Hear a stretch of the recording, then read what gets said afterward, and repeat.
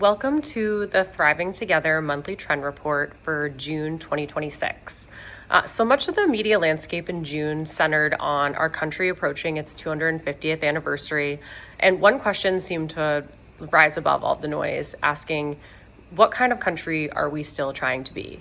The stories that we came across suggested a common theme and answer that the kind of country we aspire to be is one where thriving depends not just on programs or policies, but on rebuilding belonging, civic muscle, and a shared sense of purpose. So these are the themes that I'm going to walk through today, looking at America's identity currently, where we go from here, civic muscle, and then many stories around belonging. So the first theme is about reclaiming and understanding the American we. A few of these pieces asked a hard but really necessary question that if the nation is turning 250, what exactly are we celebrating? And more importantly, what story do we still tell about ourselves that feels true enough to unite people across our many divisions and differences? And this question matters because the old civic script is like fraying and falling apart. And the Pew political typology piece reminds us that Americans are not simply two parties at war with each other. It's far more complicated. It's a far more complicated public life with different combinations of values, identities, and priorities. And so, in other words, this Pew piece finds that the problem is not just polarization. It's also that our categories have become too narrow to encompass our country's true and very real diversity. Yoni Applebaum's Atlantic piece argues that our country's inability to reconcile its flawed past has led educational and political institutions to abandon the teaching of a unified national story entirely. And he warned that without a shared narrative of our past and our present ideals, America risks losing the mutual understanding that we need to remain a coherent nation.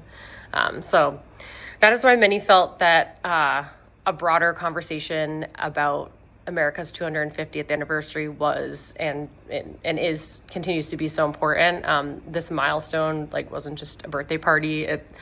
A lot of people saw it as an invitation to reckon with our legacies, what we have been, what we have failed to become, and what we might still build together. And Rippel put out a 4th of July piece exploring this idea as well.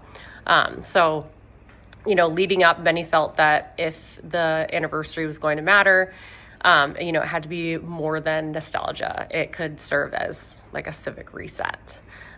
So this leads into our second theme of civic muscle in action. And so across these stories, we're seeing examples of volunteers turning their service into leadership roles, a neighborhood partnership that, makes belonging feel tangible and real, stories of Gen Z asking, for genuine connection, and, local mutual aid models that have really embraced the vital conditions and belonging and civic muscle in particular. So there's just so much evidence that communities do not thrive when, someone outside of them solves problems. They really thrive when the people within are, able to participate and volunteer and organize and to shape and to care and care for one another and to lead. So that's why this Civicus piece lands so powerfully. It argues that volunteering is no longer seen as some sort of duty, but increasingly as an act of civil dissent, a way of saying, I still believe this place can be better and I will help make it so. It reframes participation beyond the notion of a charitable act. It becomes a form of democracy in action. You can see that same energy in this Franklin Park story, where a cross-sector partnership is, working neighborhood by neighborhood to prioritize and cultivate belonging and connection and engagement. This is what civic muscle looks like when it is grounded in place, institutions aligning, residents being heard, and trust being built through action and not just words and aspirations. This Mercer County piece pushes this even further in youth voice, the next generation on community. This piece is about how young people are not like waiting around for adulthood to care about community and connection. In this piece, they're telling us what they need, and that is authenticity, inclusion, opportunities to increase belonging, opportunities to lead. This piece, it really contends that if we want a stronger civic future, young people, they can't be treated as just like demographic audience. They need to be seen as valuable, trusted partners and leaders, which, this theme was also really heavy in last month's trend report, and also was discussed in our latest podcast episode, Unsung Stewards, featuring Alex Edgar of U250 and Made by Us. Definitely recommend listening to that.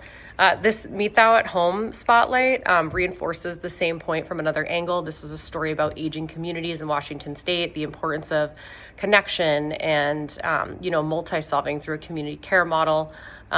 It contended that care is not a side note in civic life. It's part of its foundation.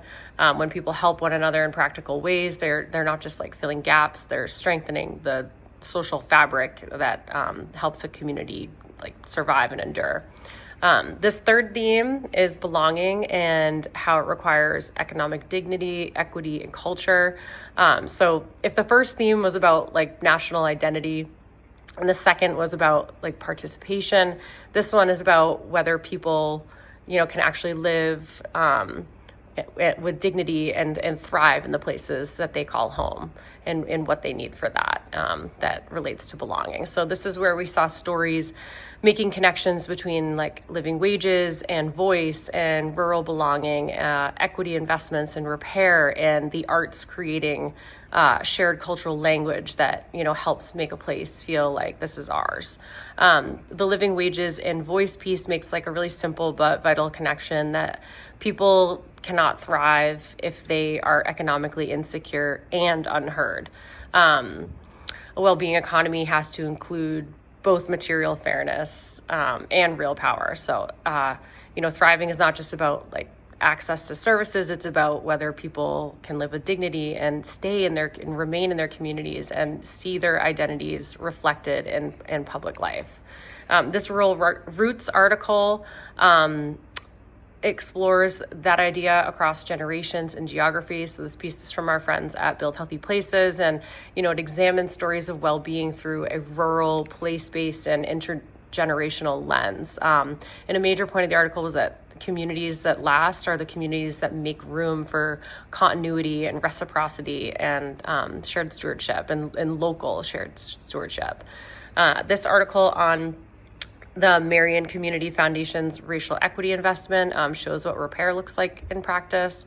The foundation awarded $50,000 for racial equity and justice initiatives. It was a local funding decision to reinforce equity as an actionable community investment. This Missouri Art Month story explores how culture and art are not luxuries in a thriving community. They are necessities. They are vital. Art helps people recognize themselves and connect to their surroundings and environments. It encourages us to celebrate one another and connect with a shared life and cultural language that all cultivate belonging. Lastly, this Healthier Glades piece from The Well is a local example of place-based work that centers health, belonging, connection, as well as the vital conditions that people need to thrive. So taken all together, these stories, say something important about belonging. Belonging is not just a feeling. Belonging is something that is built, and it becomes real when people have economic security, cultural recognition, and the repair work is also being done to restore equity. There's the trend line for June is clear. At the national scale, America is being asked to define itself in this milestone moment, reflecting on where we've been and where we want to go. At the community level, people are rebuilding civic life and civic muscle through volunteering and partnerships and shared stewardship. And, we're seeing more and more about Gen Z activation and youth leadership. And at the scale of daily life, the work around thriving, it's really dependent upon if people have like the living wages and the voice and the access, and have created this culture of belonging that makes a place feel like home and helps one feel connected to their community. So as our country moves through its 250th year as a nation, the most meaningful thing to celebrate might be all of the seen and unseen work of stewards who are choosing to show up for one another, in the belief that the we in America is, still something worth rebuilding fair systems for and a thriving future for. So thanks for tuning in, and I'll see you next month for July's report.